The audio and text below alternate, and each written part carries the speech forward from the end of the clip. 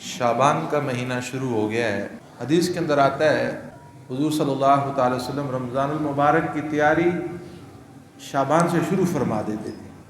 रमज़ान के हर लम्हे में अल्लाह ने वो अनवारात और बरक़ात रखी हुई हैं जो उसके अलावा किसी और लम्हे में अल्लाह ने ऐसी बरक़ात और अनवारात रखी ही नहीं।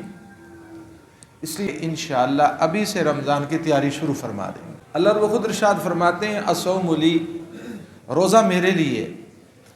अब हज है, ज़कात है, नफल है, फ़र्ज़ है, नमाज है, कोई भी इबादत है उसका अजर अल्लाह ने बयान फरमा दिया है।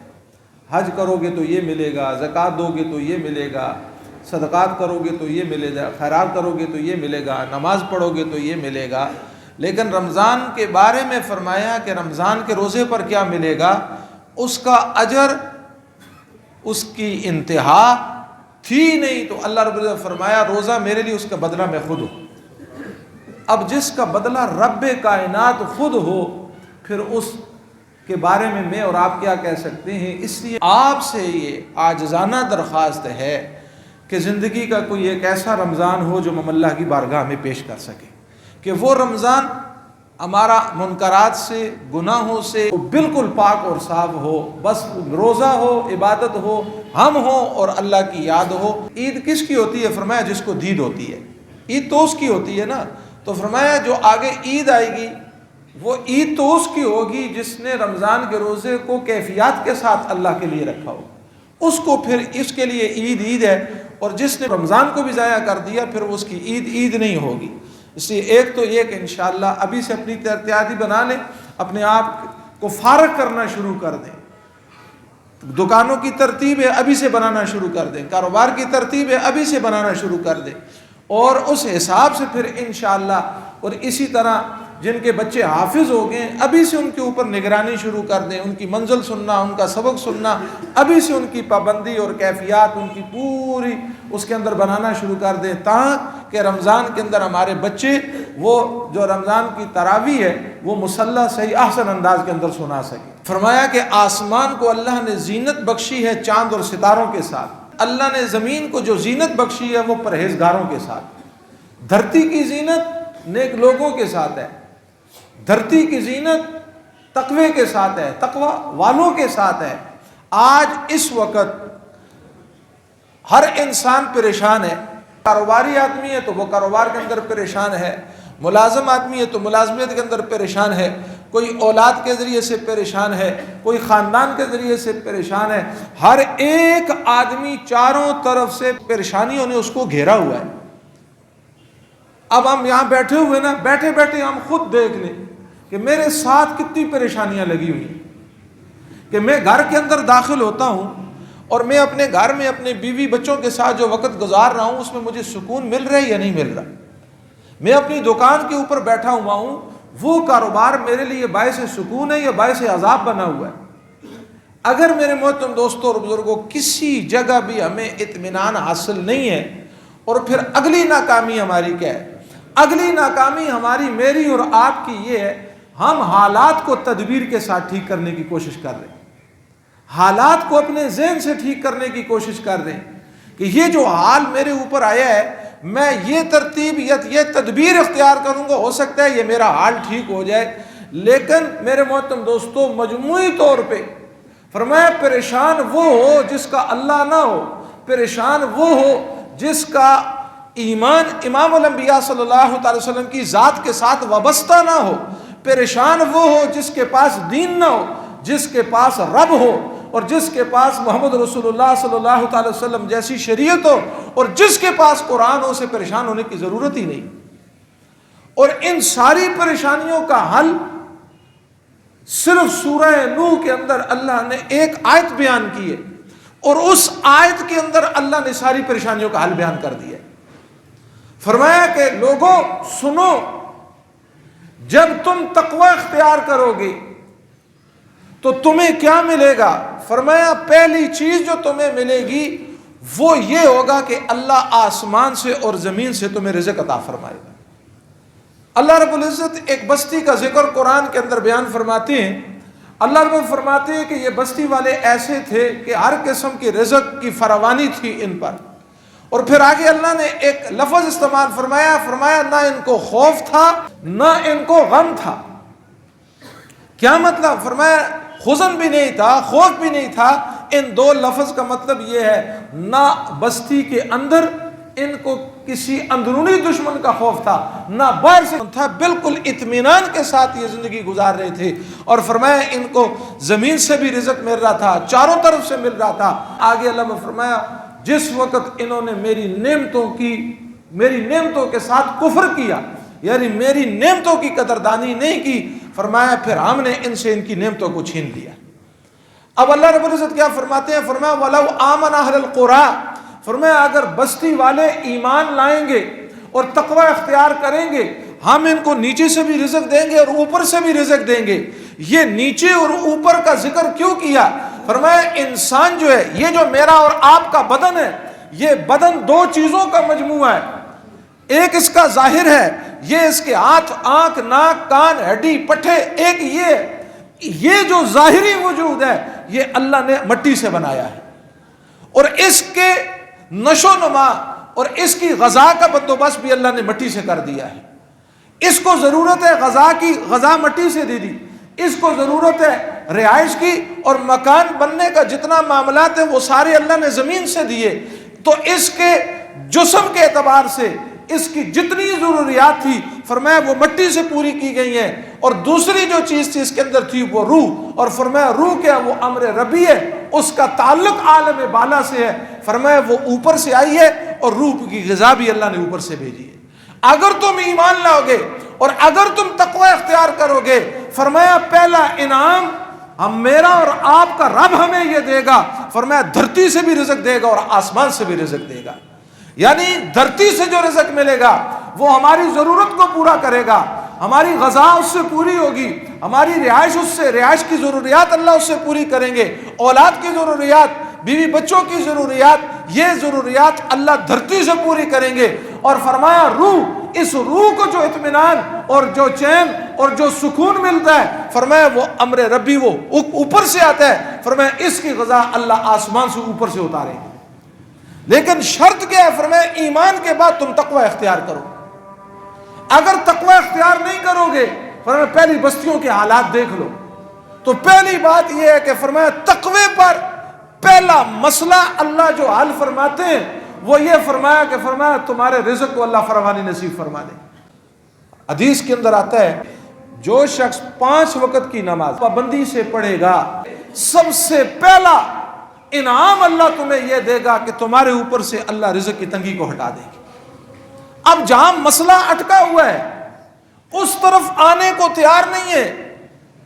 جہاں چند گھنٹے لگتے ہیں، وہاں جہاں رزق اللہ نے رکھا ہے وہاں آنے کو تیار نہیں ہے، اور اس کے علاوہ گھنٹوں دکان پر بیٹھ رہے ہیں کہ یہ دکان مجھے پالے گی.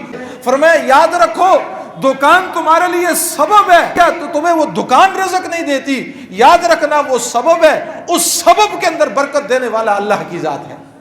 تم نے سبب کو اختیار کرنا ہے، سبب کو رب نہیں بنانا. جس طرح سورہ کہف کے اندر فرمایا 2 دوستوں کا ذکر کیا ہے، ایک غریب ہے دوسرا امیر ہے، اس کے باغات ہیں، اس کے پاس مال ہے، اس کے پاس دولت ہے. دوسرا غریب ایمان والا دوست اسے کہتا ہے دیکھو تم ایسا نہ کرو، ایسا نہ کرو، تمہیں اللہ نے جو نعمتیں دی ہوئی ہیں یہ اللہ کی نعمتوں کا شکر ادا کرو. وہ اس کو کہتا ہے یہ تو میں نے اپنے ہاتھوں سے کمائی کی ہے، یہ میرے ہاتھوں کے اس کے اوپر محنت ہے. کہتے ہیں جب صبح آیا نا اپنے باغ کی طرف، کہتے ہیں اس باغ کا عشر ایسے تھا جیسے یہاں کچھ پیدا ہی نہیں ہوا. اب وہ آدمی بیٹھا، اب یہاں جو بات سمجھنے کی ہے، اب آدمی اپنے سر پہ ہاتھ کر بیٹھا اور کہنے لگا کاش میں اپنے رب کے ساتھ شرک نہ کرتا. اب یہاں علماء نے لکھا ہے اس نے کون سا شرک کیا ہے؟ کسی مورتی کی پوجا نہیں کی، کسی قبر کی پوجا نہیں کی. یہ کون سا شرک اس نے کیا ہے؟ وہ شرک یہ تھا جس کو شرک فی سبب کہا جاتا ہے. یہ جو سبب تھا اس سبب کو اس نے اپنے پالنے کا ذریعہ بنا لیا، اور اس کا یقین تھا کہ اس باغ سے پال رہا ہوں، حالانکہ پالنے والی ذات کون ہے؟ اللہ کی ہے. اب جو اللہ کا درجہ تھا وہ اس نے باغ کو دیا اور اللہ نے دکھا دیا یہ تو میرے اختیار میں ہے، اس کو فراوانی دینے والا میں ہوں، اس کے اندر برکت رکھنے والا میں ہوں، تو جہاں سے سارے مسئلے حل ہوں گے، آج امت اس طرف آنے کے لیے تیار نہیں ہے۔ آج بحیثیت امت ہم اللہ کے ساتھ تعلق جوڑنے کے لیے تیار نہیں ہیں۔ فرمایا پہلی بات یہ ہے تمہیں میں آسمان اور زمین سے رزق دوں گا، دوسری بات یہ وقت پر بارشیں ہوں گی، اور فرمایا پھر تیسری بات یہ ہے کہ میرا اور آپ کا رب فرمایا تمہیں بیٹوں کی نعمتوں سے نوازے گا۔ اور یہ ساری چیزیں جو ملیں گی، آگے 3 انعام اور ہے، 6 انعام کا اللہ نے ذکر کیا، اور 6 انعام کو اللہ نے باندھ دیا تقوی کے ساتھ۔ کس کے ساتھ باندھ دیا؟ تقوی۔ تقوی کیا ہے؟ مکہ مکرمہ یا مدینہ منورہ میں ایک غلام تھا، کہتے ہیں اس غلام کی حالت یہ تھی کہ بالکل لاغر، بالکل کمزور، اور عرب کی دھوپ آپ ذہن میں رکھیں، کہتے ہیں جو اس غلام کو خرید کر لائے ایران کی منڈی سے یا شام کی منڈی سے، یہاں اس کو کھڑا کیا گیا، حضرت سالم ان کا نام تھا، کہتے ہیں میں جس کا غلام تھا وہ مجھے دھوپ پر کھڑا کرتا، نہ پانی نہ کھانا، میں بھوکا اور پیاسا اس عرب کی اس سخت گرمی میں کھڑا رہتا۔ کہتے ہیں لوگ گزرتے اور جاتے، مجھ پر کسی کو ترس نہیں آتی تھی۔ کہتے ہیں میری حیت ایسی تھی، بالکل دبلا اور پتلا، نہ صورت اچھی نہ کوئی ایسی چیز تھی۔ کہتے ہیں میرا بھاؤ جو لگتا تھا وہ میرا آقا اس پر دینے کے لیے تیار نہیں۔ کہتے ہیں ایک دن گزر گیا، دوسرا گزر گیا، تیسرا گزر گیا، 3 دن بھوک اور پیاس میں گزر گئے، کوئی مجھے خریدنے کے لیے تیار نہیں ہے۔ حضرت حذیفہ کی غالباً بیوی، بعد میں یہ صحابیہ بیوی بنی حضرت حذیفہ کی، کہتے ہیں بڑی نیک سیرت اور نرم دل عورت تھی۔ اس نے جب دیکھا کہ دھوپ میں کھڑا ہوا ہے، اس نے اس کے آقا سے کہا یہ غلام مجھے دے دو۔ اس نے کہا کتنے کا دو گے؟ اس نے کہا جتنے کا میں لایا ہوں تم لو، میں اس سے جان چھڑانا چاہتا ہوں۔ کہتے ہیں اس عورت نے اس غلام کو لیا، پھر ان کی شادی حضرت حذیفہ سے ہوئی، پھر اس عورت نے یہ غلام حضرت حذیفہ کو ہدیہ کر دیا۔ پھر حضرت حذیفہ جب ایمان لائے تو انہوں نے اس غلام کو آزاد کر دیا۔ آزاد ہونے کے بعد یہ غلام حضور صلی اللہ تعالی علیہ وسلم کی خدمت میں آتا ہے، اور میرے محترم دوستو حضور پاک صلی اللہ تعالی علیہ وسلم کے اوپر ایمان لاتا ہے۔ اب ایمان کا رنگ چڑھنا شروع ہوا، اب تقوی اپنا رنگ دکھانا شروع ہوا۔ یہ اصحاب صفہ کے طلباء میں داخل ہوئے، اور داخل ہونے کے بعد امام الانبیاء صلی اللہ تعالی علیہ وسلم سے یہ قرآن پڑھنے لگے اور تعلیم حاصل کرنے لگے۔ کہتے ہیں جس وقت مکہ مکرمہ سے ہجرت کر کے لوگ مدینہ منورہ گئے، حضرت عمر کہتے ہیں ہم بھی مدینہ منورہ گئے، اور حضور علیہ الصلوۃ والسلام نے فرمایا اپنا امام اس کو بنا دینا کہ جو تم میں زیادہ قرآن کو جانتا ہو۔ کہتے ہیں مدینہ منورہ آئے اور ہم نے دیکھا ہم سے سب سے زیادہ قرآن جاننے والا حضرت سالم تھا۔ کہتے ہیں یہ غلام آگے مصلی پر کھڑا تھا اور بڑے بڑے صحابہ پیچھے مقتدی بن کے کھڑے تھے۔ اور پھر یہاں نہیں، فرمایا زمانہ آگے چلتا گیا، اللہ نے اس تقوی کی بنیاد پہ حضرت سالم کو وہ مقام عطا فرمایا کہ بعد میں فرمایا جب ایک وقت آتا ہے اور اس وقت کا اللہ ان کو لمبی زندگی عطا کرتے ہیں، بعد میں فرمایا کہ بڑے بڑے بادشاہ حضرت سالم سے وقت لیتے۔ کہتے ہیں وقت کا بادشاہ آیا، آپ علمی مشغلے میں مشغول تھے، آپ نے فرمایا بادشاہ کو کہہ دو میرے پاس وقت نہیں ہے، کسی اور وقت میں آنا۔ یہ مقام اور یہ مرتبہ ایک غلام کو ملا۔ غلام ہوا کرتا ہے اور غلام کی قیمت لگی، غلام کی قسمت بدلی، فرمایا دامن مصطفیٰ سے وابستہ ہوا، اور تقوی کے رنگ میں جب آپ رنگے تو آج 1400 سال کے بعد ان کا ذکر میں یہاں بیٹھ کر رہا ہوں۔ تو میرے محترم دوستو 1400 سال کے بعد اگر میں اور آپ اس محمدی رنگ میں اپنے آپ کو رنگیں گے، اپنی اولاد کو رنگیں گے، اپنی نسلوں کو رنگیں گے، خدا کی قسم میرے محترم دوستوں اور بزرگوں، پھر ایک وقت آئے گا یہ تقوی ہمیں بھی چمکائے گا، ہماری اولاد کو بھی چمکائے گا اور ہماری نسلوں کو بھی چمکائے گا۔